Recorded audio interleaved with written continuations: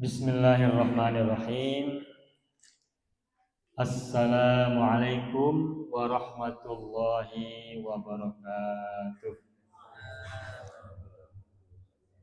Jararamang bapak-bapak ibu-ibu. Alhamdulillah.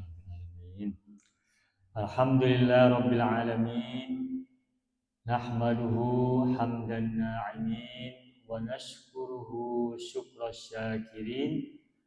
Wa nusabbihuhu bukratan wa asila tasbihal musabbihin wa nadhkuruhu dzikran katsira kullama dzakarahu dzakirun wa ghafala an dzikrihil ghafilun.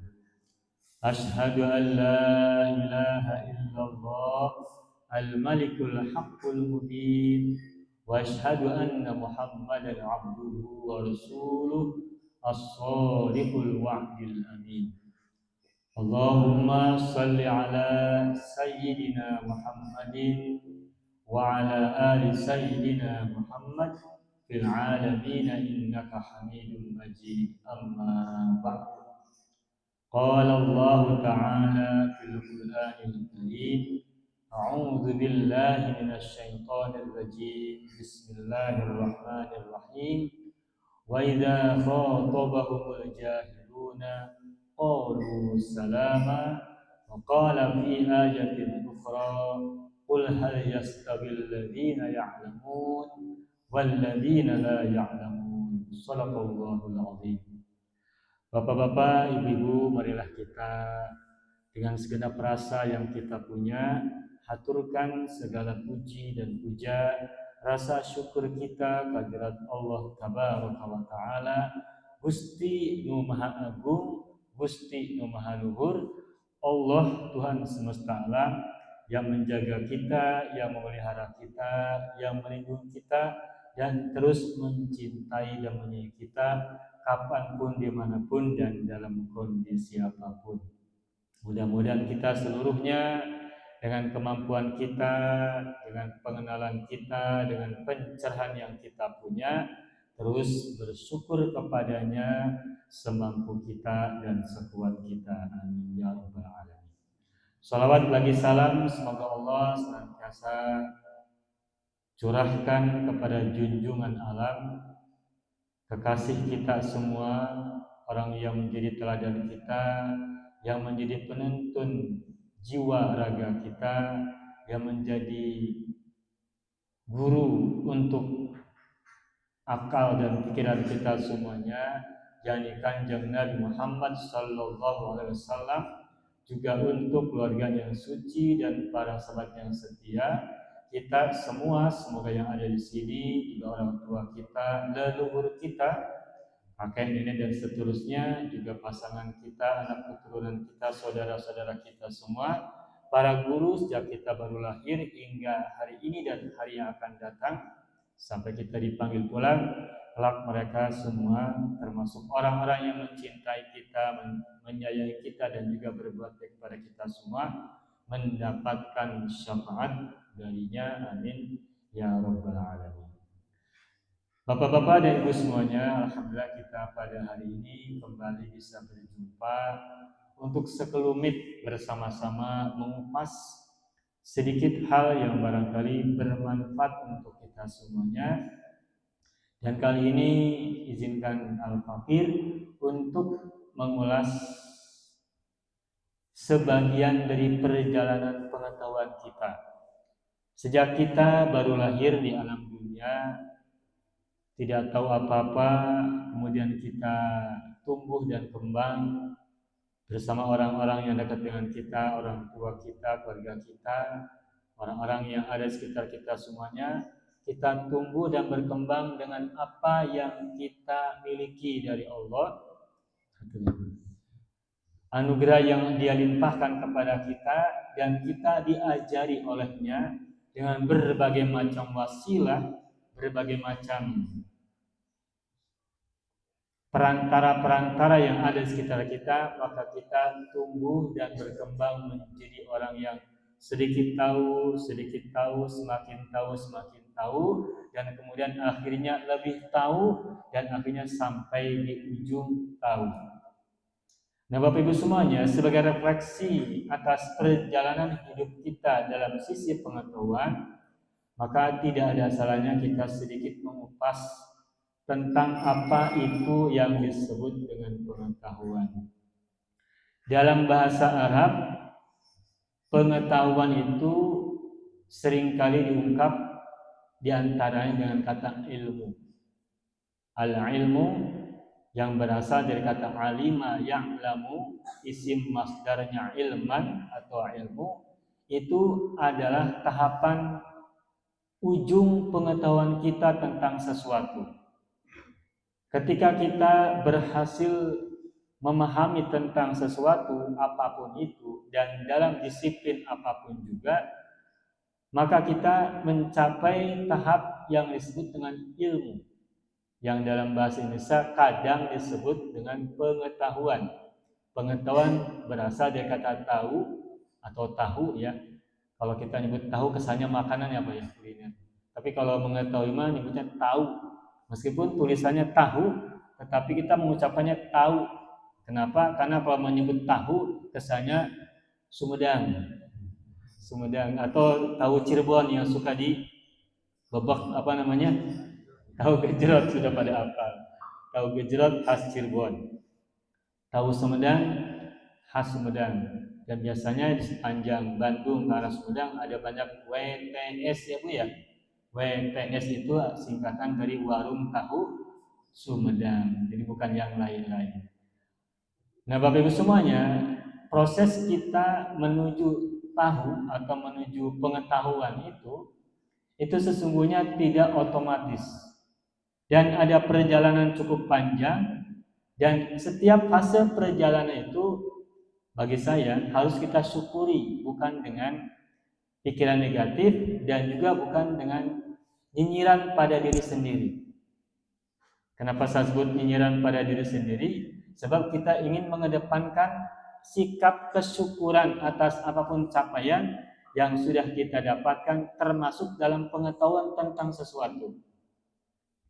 Misalnya kita tahu tentang ilmu agama, dan ilmu agama sangat luas, mencakup berbagai macam disiplin ilmu pengetahuan yang sebagiannya sudah pernah kita pelajari dan banyak yang lainnya yang belum pernah kita pelajari atau mungkin belum pernah kita dengar. Dan dari sedikit yang kita pernah pelajari itu, ada banyak bab, ada banyak pasal, ada banyak bahasan yang boleh jadi sebagian dari bahasan itu kita belum sampai di ujung ilmu tentangnya. Kita mungkin hanya baru sebagian kecil yang kita tahu, tetapi dari ujung yang kecil itu adalah pelita yang kita punya untuk menjadi penerang kalbu dan pikiran kita menapaki, memahami alam semesta, menapaki sekitar kita, bahkan memahami diri sendiri yang sangat misteri ini. Nah, Bapak Ibu semuanya, sebagai ekspresi syukur kita atas ilmu yang Allah anugerahkan kepada kita lewat berbagai macam wasilah, maka marilah kita coba pahami dahulu tahapan-tahapan untuk menuju sampai ke ilmu yang sangat bermakna untuk kita itu. Baik ilmu agama, ilmu tentang sesuatu yang orang sebut sebagai ilmu umum, ya kita gunakan dikotomi itu karena orang biasanya menyebutnya demikian, ilmu agama dan ilmu umum ya. Tetapi secara substansial sesungguhnya ilmu agama dan ilmu umum itu adalah dikotomi yang hanya untuk membedakan, tetapi sesungguhnya tidak bisa dipisahkan. Bahkan keduanya tidak dibedakan antara ilmu agama dan ilmu umum, karena bagi agama Islam dan bagi Allah sendiri semuanya adalah ilmu. Dan tidak ada istilah ilmu agama, tidak ada istilah ilmu umum, karena para ulama zaman dahulu pun itu mereka berupaya untuk menguasai sebanyak mungkin ilmu, baik ilmu yang kata orang hari ini disebut ilmu agama maupun ilmu umum. Ibnu Sina menguasai ilmu kedokteran, ilmu filsafat, ilmu tasawuf, ilmu jiwa, psikologi dan sebagainya. Yang lain-lainnya juga sama menguasai berbagai macam ilmu yang pada zaman ini baru bisa menjadi dua istilah dikotomi ilmu agama dan ilmu umum. Kenapa ada istilah dikotomi, pembedaan antara dua hal, ilmu agama dan ilmu umum? Ya pertama sih boleh jadi untuk menyederhanakan. Yang keduanya boleh jadi karena keterbatasan. Karena keterbatasan orang-orang pada zaman ini untuk menguasai dua jenis ilmu itu, maka kemudian dipisahlah, dibedakanlah antara dua hal, yang satu ilmu agama, yang satu ilmu umum. Dan kemudian karena semakin spesialisnya orang-orang memahami suatu ilmu, maka kemudian setiap hal, baik ilmu agama maupun ilmu umum, masing-masingnya banyak bagian-bagian, banyak disiplin-disiplin yang semakin dalam, dan kita semuanya sulit untuk bisa mengejar semuanya. Karena sulit untuk mengejar semuanya dalam pemahaman, maka kita cukup mengetahui meskipun sedikit tentang sesuatu yang kecil. Nah, kita bersyukur orang-orang yang mendapatkan sedikit pengetahuan ini dalam berbagai macam hal, dan karena itu semua adalah pelita dan penerang untuk kita semuanya. Nah, pertama, sebelum kita masuk ke fase ilmu, sesungguhnya ada 4 fase yang menjadi tahapan yang harus kita lalui. Pertama, sejak kita baru lahir, kita jelas nol. Kita belum tahu apa-apa. Bahkan sedikit pun pengetahuan kita belum punya. Yang kita punya pada saat itu hanya naluri. Kita bisa nangis, ngoceak, menjerit, memanggil orang-orang sekitar kita yang kita juga belum kenal siapa mereka. Itu kita nol, masih belum kenal apa-apa dan belum tahu apa-apa. Nah, pada saat kita nol pengetahuan, belum mengenal apapun, belum tahu apapun, apalagi sampai kepada pemahaman dan pendalaman, maka itu dalam bahasa Arab disebut dengan jahalatun atau jahlun. Dari kata jahlun muncul kata jahilun, dan juga muncul kata majhulun. Nah, tadi di pengantar saya menyampaikan sebuah ayat yang berkorelasi dengan hal ini, dengan ungkapan wa idza khatabahumul jahiluna qalu salama. Apabila mereka diajak bicara oleh orang-orang jahilun, orang-orang jahil yang kadang diterjemahkan dengan bodoh, qalu salama, mereka mengatakan kepada orang-orang jahil itu dengan salaman, kedamaian, keselamatan, dan tidak dengan upaya atau ucapan intimidatif dan semacamnya. Pokoknya kepada orang-orang jahilun itu qalu salama, ucapkanlah atau mereka mengucapkan salam. Nah, siapakah orang-orang jahilun? Orang-orang jahilun atau jahil itu adalah orang-orang yang masih nol pengetahuan tentang sesuatu. Kalau kita belum tahu sesuatu, maka kita berada pada fase jahil atau jahalah atau jahil. Dan orang dan bayi yang baru lahir itu jelas masih berada dalam fase jahil tentang kehidupan. Dan kalau bayi baru lahir masih berada pada fase jahalah atau jahil tentang kehidupan, maka ketika kita sudah dewasa, kita semua juga sebenarnya memiliki fase jahil tentang sesuatu. Mungkin kita punya ilmu tentang sesuatu yang biasa kita dengar, yang sudah kita biasa jalani. Tetapi tentang sesuatu yang lain-lainnya, mungkin kita fasenya masih fase jahlu atau masih fase jahil. Sehingga karena kita orang-orang yang berada pada fase kehidupan yang sangat banyak pengetahuan, banjir informasi, maka kita tentu saja meskipun kita tahu tentang sesuatu agak banyak, tetapi boleh jadi kita masih jahil dalam banyak hal yang lain yang kita sebut nol pengetahuan. Dan itu bukan sesuatu aib. Ketika kita belum tahu sesuatu, itu sesungguhnya bukan sesuatu yang aib. Makanya karena bukan aib, kepada orang-orang jahil kita diberikan wejangan untuk salama, tetap berikan keselamatan, menyampaikan ucapan salam, menyampaikan kedamaian, ucapan-ucapan damai dan tindakan-tindakan kedamaian. Tidak ada intimidasi, tidak ada provokasi, apalagi tindakan-tindakan yang mengancam kehidupan. Karena orang-orang jahil adalah orang-orang yang belum tahu apa-apa. Karena mereka perlu dipahami, perlu dimaklumi. Dan kita semua di sebagian hal juga berada pada tahapan itu. Misalnya di bidang teknologi, kita banyak yang tidak kita ketahui. Bahkan mungkin anak-anak kita lebih tahu daripada kita tentang dunia teknologi mutakhir. Jadi mereka sudah tahu, kita masih jahil.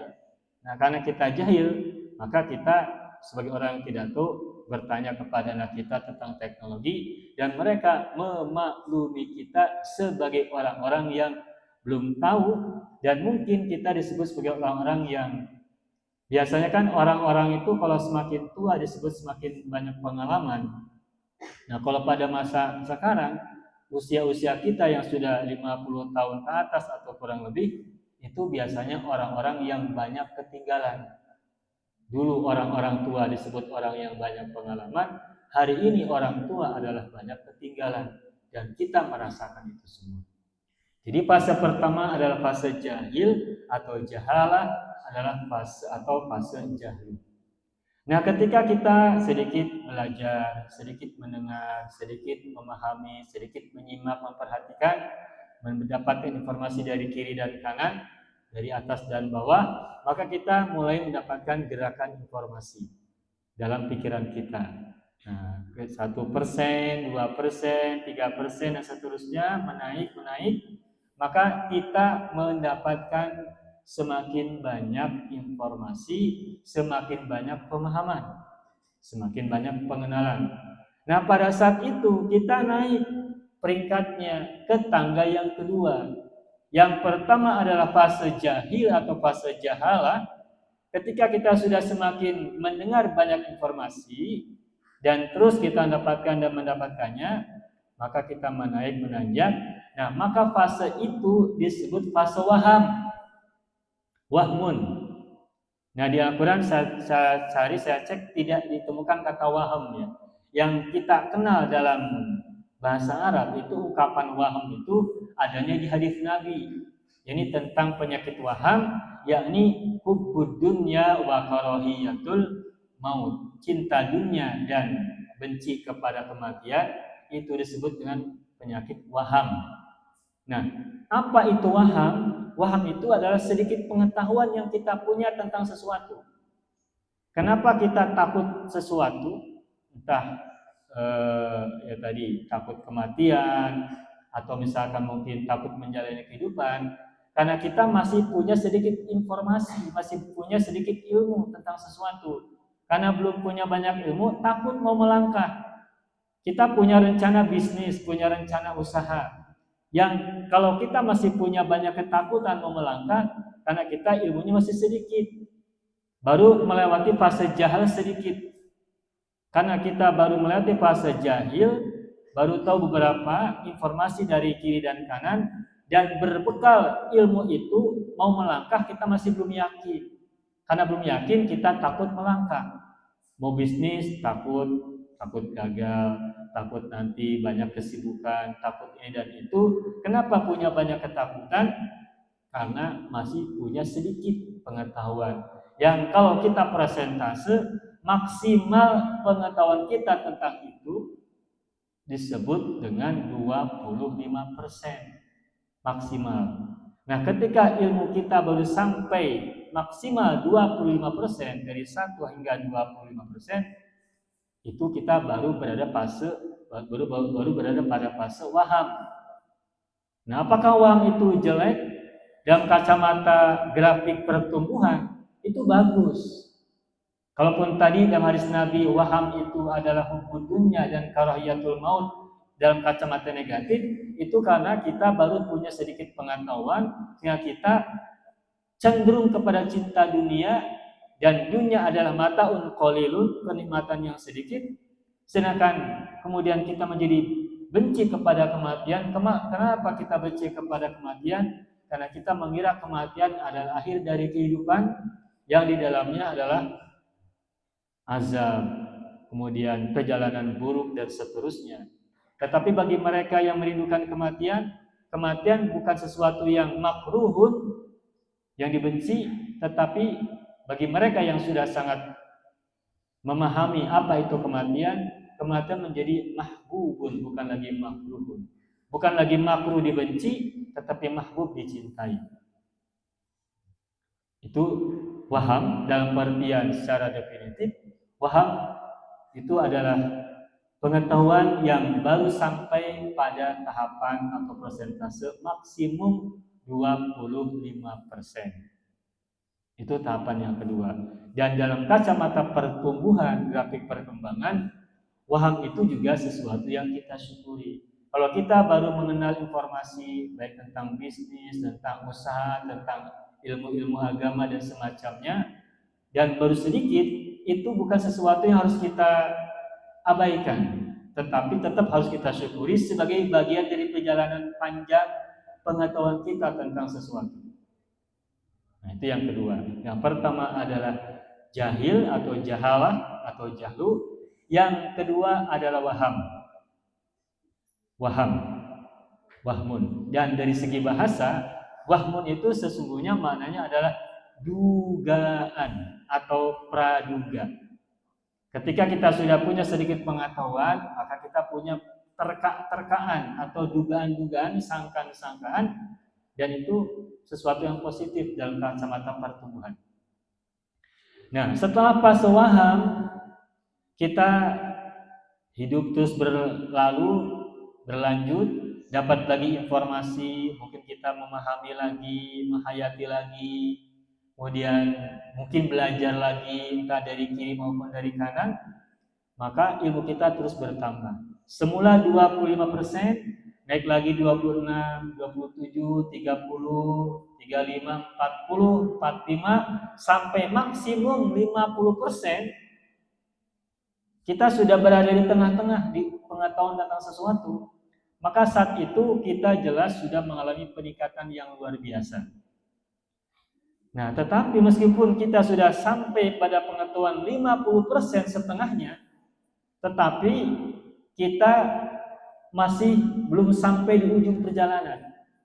Dan justru ketika kita sudah sampai pada fase 50% ini, kalau tadi pada fase waham kita banyak ketakutan, takut ini, takut itu, maka pada fase ketika kita sudah sampai pengetahuan 50% tentang sesuatu, kita boleh jadi di satu sisi itu adalah kebaikan, tetapi di sisi yang lain kita masuk kepada fase keraguan. Ragu. Kapan seseorang itu ragu? Seseorang itu ragu ketika dia berada di tengah-tengah. Mau ke kanan, takut salah. Mau ke kiri, takut salah. Kenapa takut salah kedua-duanya? Ke kanan takut salah, ke kiri takut salah. Karena menurut pengetahuan yang saya punya, ke kanan itu jalan yang benar. Kemudian tetapi dapat informasi lagi, dipikirkan lagi, dipahami lagi. Ke kiri katanya adalah jalur yang benar. Karena dua-duanya seimbang, ke kanan setengah, ke kiri setengah, kita jadi bimbang, jadi ragu.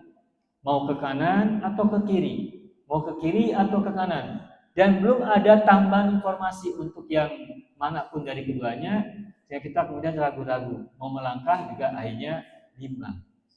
Nah, dalam bahasa Arab, ketika kita sudah sampai pada posisi di tengah-tengah 50%, ke kiri dan ke kanan 50%, ke depan atau ke belakang, maka itu kita baru sampai pada tahap ragu atau bimbang, yang dalam bahasa Arab disebut dengan syakun, syak keraguan.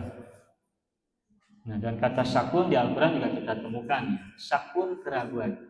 Dan dalam kacamata pertumbuhan, perkembangan pengetahuan, itu jelas positif. Bahkan dalam pengajaran Imam Ghazali dalam Ihya Ulumuddin, keraguan itu meskipun memang itu sesuatu yang membahayakan, tetapi adalah sesuatu yang baik. Kenapa? Karena ketika orang sudah ragu, berarti dia sudah masuk ke fase tengah perjalanan, di tengah-tengah. Tinggal kemudian ia apakah akan mundur ataukah akan maju. untuk mendapatkan pengetahuan baru. Dan ada sebuah ungkapan bahwa asyakku kontorotul yaqin. Keraguan itu adalah jembatan menuju keyakinan. Dalam kacamata positif, keraguan itu bukan sesuatu yang buruk, tetapi sesuatu yang tetap baik. Maka jika kita sudah sampai pada fase di mana pengetahuan kita bertambah, kemudian kita ragu, maka tinggal kita timbang apakah kita hendak lanjutkan ataukah kita hendak mundur. Kalau mundur apa resikonya? Kalau maju apa resikonya? Nah, tetapi tentu saja sebagai orang yang punya rasa curiosity, rasa penasaran, ingin tahu, biasanya kita, apalagi ketika kita masih anak-anak, masih segala ingin dicoba gitu ya, maka kita terus melangkah maju. Sehingga kita terus bertambah ilmunya, dan keyakinan meskipun itu ada sesuatu yang buat kita bimbang, tetapi kita paham dan kita tahu bahwa keraguan itu tetap sesuatu yang baik. Akan tetapi kata Imam Ghazali juga, keraguan itu ada sesuatu yang membahayakan. Sebagaimana kalau kita sedang berada di atas jurang, ragu mau terjun ke bawah atau ke belakang yang mungkin kita sedang dikejar musuh, mau pilih yang mana? Mana jalur keselamatannya akan kita punya saat itu? Maju mungkin kita ke jurang, kalau kita terjun ke bawah ke jurang dan mungkin banyak batu-batu yang berbahaya untuk kita. Kalaupun kita diam saja, mungkin musuh di belakang kita yang mengejar, atau mungkin binatang buas yang mengejar kita dari belakang segera menerkam kita, dan dua-duanya bahaya. Maka syak itu berada pada fase seperti itu gambarannya. Maju bisa celaka, mundur bisa celaka. Sebaliknya, maju bisa juga selamat, karena boleh jadi di bawah itu meskipun jurang, tapi di bawahnya itu ada sungai besar yang mungkin memberikan kita keselamatan, peluang untuk selamat. Nah, tinggal kemudian kita ambil keputusan, mau maju atau mau mundur. Nah, kalau kata Imam Ghazali, kalau kita sudah berada pada tahap keraguan, jangan berhenti, tapi lanjutkan perjalanan. Terus jalan, dengan apa lanjutkan perjalanan? Menambah lagi pengetahuan, menambah lagi informasi, belajar lagi dan seterusnya tentang sesuatu itu, sehingga yang semula 50% nambah lagi 51, 52, 53%, 55, 60, 70, 75. Nah, ketika ilmu kita semakin bertambah, semakin berkembang, pemahaman kita dan seterusnya, kita punya ilmu yang semakin meningkat, maka tahap itu kita masuk pada tahap yang keempat, yakni tahap zon. Ada istilah husnuzon, ada istilah suuzon dan sebagainya ya. Itu zo dengan nun bertasydid, itu fase yang keempat perjalanan pengetahuan kita. Dan itu fase perjalanan yang sudah sangat luar biasa. Dan kata zon ini, kalau kita baca dalam hadis Nabi, itu ada dua sesungguhnya. Ada zon yang negatif, ada zon yang positif. Yang positif disebut dengan husnuzon kan? Husnuzon. Sedangkan yang negatif disebut dengan suuzon. Suuzon artinya zon yang negatif. Sedangkan husnuzon artinya zon yang positif. Nah, secara teknis zon itu apa?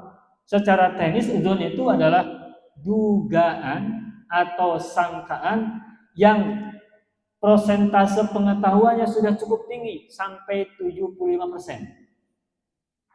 Dia itu jelas capaian yang luar biasa. Beda dengan waham. Waham itu sesungguhnya juga dugaan maknanya.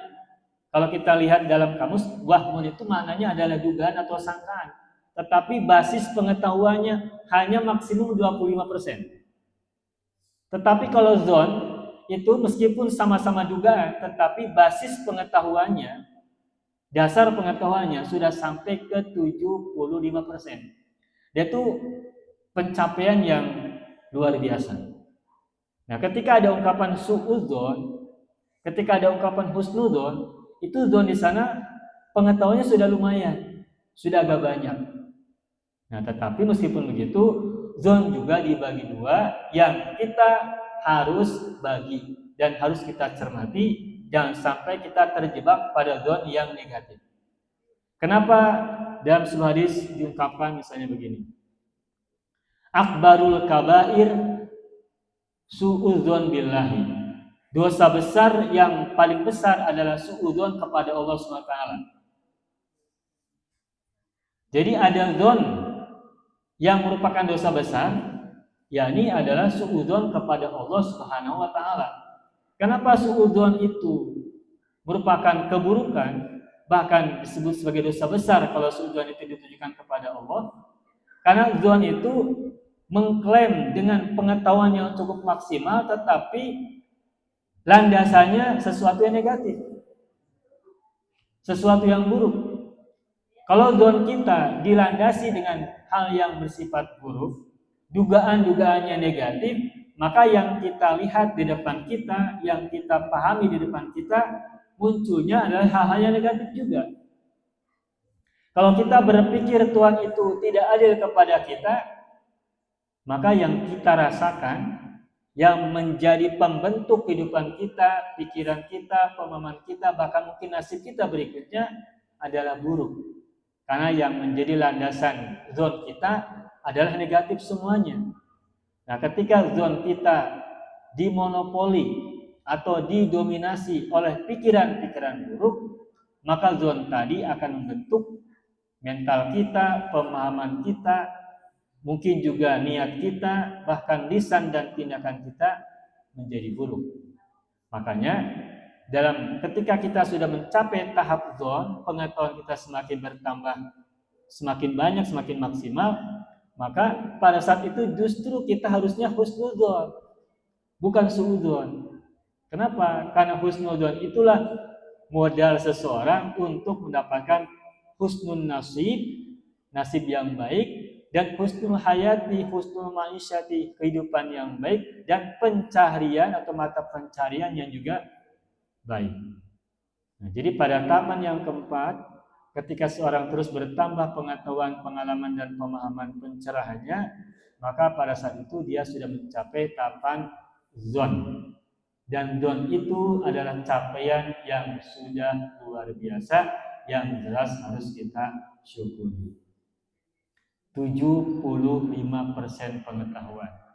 Nah, ketika kita terus hidup berkembang, tumbuh lagi, belajar lagi, mencari ilmu lagi, mendengar lagi, menyimak, memperhatikan, menyaring, memilah, dan seterusnya, kita naik 76%, 77%, kemudian 80%, 82, 85, 90, 92, 95, dan ujungnya nyampe 100%, maka barulah kita masuk pada tahap yang kelima yang disebut dengan tahapan ilmu. Jadi ilmu atau mengetahui itu tahapan yang sangat tinggi, dan tahapan ilmu itu berarti antara tahapan 76% sampai 100%. Jadi kalau kita sudah punya pengetahuan tentang sesuatu mencapai persentase 76, 80, itu sudah mencapai tahapan ilmu. Itu sudah sangat bagus. Yaitu jelas capaian yang luar biasa yang sedikit orang bisa mencapainya. Tetapi dalam kacamata positif sebagai tahapan pertumbuhan pengetahuan, apapun yang sudah kita capai itu semuanya adalah sesuatu yang harus kita syukuri. Dan meskipun ilmu sesuatu yang mencapai maksimum 100% itu ada sesuatu yang puncak, sesuatu yang baik, Allah tegaskan, wa ma utitum minal ilmi illa qalila. Dan kalian tidaklah dianugerahi ilmu, pemahaman puncak tentang sesuatu, illa qalila, kecuali sedikit saja. Meskipun ayat ini berkenaan dengan ruh, ya, yas'alunaka 'anil ruh qulir ruhu min amri rabbina, itu.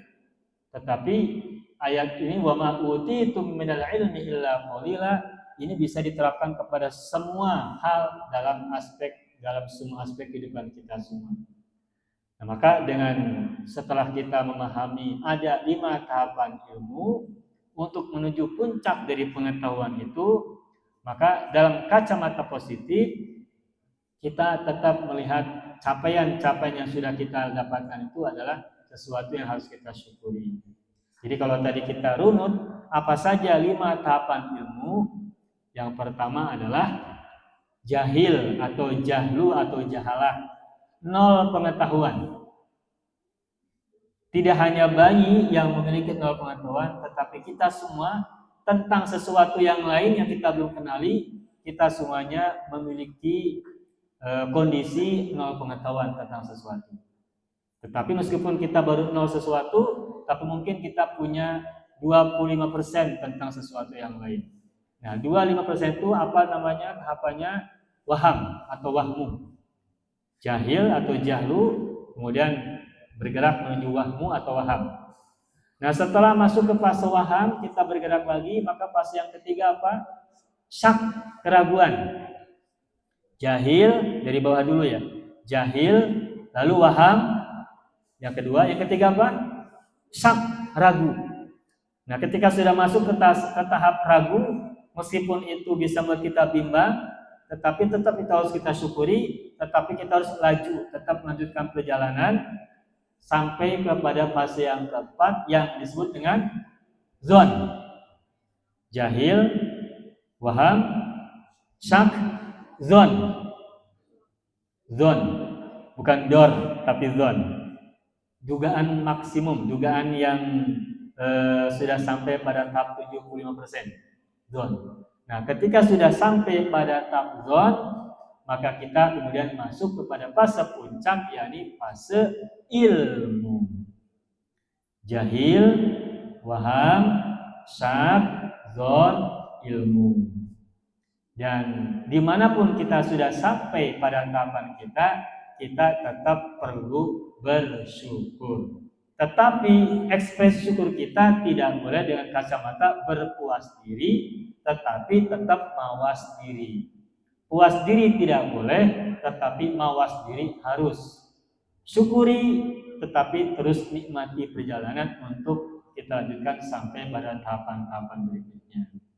Nah, setelah kita sampai pada puncak ilmu, kan ilmu ini kan penerang, pelita. Nah, penerang pelita itu harus bersatu dengan keyakinan. Harus bersatu dengan sesuatu yang kita yakini, dengan perasaan, dengan qalbu, dan dengan penghayatan. Nah, dalam surat At-Takatsur kita mengingat sebuah istilah ya, sebuah diksi ilmu yakin kan? Ilmu yakin. Itu ada 2 kata, ada ilmu, ada yakin. Kenapa ada rangkaian kata ilmu dan yakin, ilmal yakin? Karena ilmu saja belum cukup. Meskipun ilmu itu ada sesuatu yang puncak dari sisi pertumbuhan pengetahuan, tetapi kalau hanya mengetahui, itu belum sempurna. Belum sampai pada ujung perjalanan yang seharusnya dicapai oleh seseorang. Lalu apa tahapan berikutnya setelah kita mencapai ilmu? Nah, agar ilmu itu masuk meresap dalam sanubari kita, keseluruhan tubuh kita, jiwa dan raga kita secara utuh, maka kita masuk kepada tahapan berikutnya, yaitu ilmu yakin, ilmu keyakinan. Ilmu yang melahirkan keyakinan atau keyakinan yang berdasarkan ilmu. Kita punya keyakinan, punya kepercayaan, punya keimanan. Nah, sekarang kita cek keimanan kita ini keimanan yang berbasis ilmu atau keimanan atau keyakinan yang hanya kata-kata saja, kata orang, kata siapa, tanpa adanya pencernaan, tanpa adanya penghayatan, tanpanya ada pemahaman. Nah, karena kita ingin bertumbuh dan berkembang, ingin meningkat dan seterusnya mendapatkan pencerahan, maka keyakinan yang kita punya itu harus berbasis ilmu pengetahuan. Nah, tetapi kalaupun kita sudah punya pengetahuan, tidak boleh berpuas diri juga. Pengetahuan tadi mesti melahirkan, mesti memunculkan, mesti berujung pada keyakinan agar mantap. Kalau hati kita sudah mantap, kan enak melangkah juga. Ketika kita menentukan, ambil keputusan, Nah, bagaimana keputusan itu diambil dengan mantap? Maka harus sampai pada tahap keyakinan, udah yakin, udah yakin. Nah, ketika sudah masuk pada fase keyakinan, saat itu kita bergerak dari ilmu yang puncak tadi masuk kepada ilmu yakin. Nah, masih dalam surat At-Takatsur ada ilmu yakin, ada ainal yakin kan? Kalau ilmu yakin artinya pengetahuan yang melahirkan keyakinan atau keyakinan yang berdasarkan pengetahuan, maka fase berikutnya kita harus masuk kepada fase yang kedua dari keyakinan, yakni ainal yakin. Ainun artinya mata atau pandangan, yakin artinya keyakinan. Apa bedanya antara ilmu yakin dengan ainul yakin? Nah, kalau ilmu yakin boleh jadi hanya berdasarkan pengetahuannya, itu berdasarkan informasi, berdasarkan penjelasan dari orang-orang, berdasarkan pendengaran yang kita terima dari informasi si A, si B, dan seterusnya. Kemudian dari pendengaran masuk kepada pemahaman. Bagi orang-orang yang belum datang ke suatu tempat, katakanlah misalnya ke tanah suci, di antara kita mungkin ada satu orang, dua orang yang belum ke tanah suci, penggambaran kita tentang tanah suci itu baru kata orang. Tetapi kita sudah punya banyak pengetahuan tentang tanah suci itu. Di sana bagaimana kondisinya, cuacanya, ada apa saja, sejarah-sejarah di sana apa saja, itu baru informasi yang kita dengar, baru mengandalkan pendengaran, as-sam'u, pendengaran. Nah, kalau kita ingin menahapi tahapan yang lebih tinggi, lebih jauh, maka setelah kita mengetahui dengan pendengaran, setelah kita meyakini berdasarkan pengetahuan dari pendengaran, maka selanjutnya kita ingin berjalan kepada fase berikutnya, fase melihat langsung. Itu yakni disebut dengan ainul yakin, mata. Dengan mata kepala sendiri. Melihat, menyaksikan asyhadah itu dengan mata yang langsung melihat, dan dari melihat itu tetap masuk ke dalam pikiran. Kalau ilmu yakin metodenya lewat telinga, pendengaran, masuk ke dalam pemahaman, pemikiran. Nah, kalau ainul yakin metodenya gerbangnya adalah mata. Ainun. Dan dari mata masuk ke dalam pemahaman, dalam pikiran, dalam penghayatan, sampainya pendalaman, dan ujungnya adalah ainul yakin, keyakinan. Dan dari sisi tahapan, ainul yakin itu lebih tinggi daripada ilmu yakin. Ilmu yakin mungkin masih mengandalkan kata orang, kemudian masuk dalam pemahaman. Tetapi kalau ainul yakin itu langsung melihat sendiri, langsung menyaksikan sendiri, yang kemudian dipahami masuk dalam pemikiran. Nah, tetapi ainul yakin juga belum puncak dalam sisi keyakinan, karena boleh jadi pendengaran itu ada yang salah informasinya, boleh jadi salah informasi yang masuk, boleh jadi salah telinga kita, pendengarannya salah. Mungkin karena kita sudah tidak lagi awas, ada gangguan dalam lubang telinga kita, ada penghalang atau semacamnya, sehingga pendengaran pun boleh jadi ada kelemahannya. Sebaliknya juga ainul yakin, pandangan, meskipun dari sisi pertemuan itu adalah bagus, positif, tapi boleh jadi pandangan kita juga ada kaburnya. Meskipun menyaksikan langsung, tetapi jarak antara kita dengan sesuatu yang kita lihat itu mungkin ada penghalang sedikit, ada kabut atau semacamnya, sehingga boleh jadi ada sesuatu yang lemah dalam penglihatan kita. Nah, agar kita tidak terhenti sampai kepada pandangan yang boleh jadi kabur tentang keyakinan, penglihatan yang boleh jadi masih semu dalam keyakinan, maka kita terus bergerak lagi, mencari lagi, memahami lagi, menghayati lagi, sampai nanti di ujungnya mencapai tahap yang ketiga tentang keyakinan, yakni hakul yakin.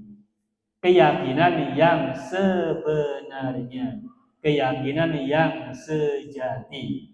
Sampai pada tahapan niti sajati, menahapi kesejatian tentang keyakinan. Dan kalau seseorang sudah sampai pada tahap hakul yakin, itu tahapan yang sudah sangat luar biasa, yang entah kita ada di mana posisinya. Nah sekarang kembali kepada kita semuanya, tentang apapun, baik tentang objek ilmu atau tentang objek kehidupan atau tentang objek informasi, kita sedang berada di posisi yang mana?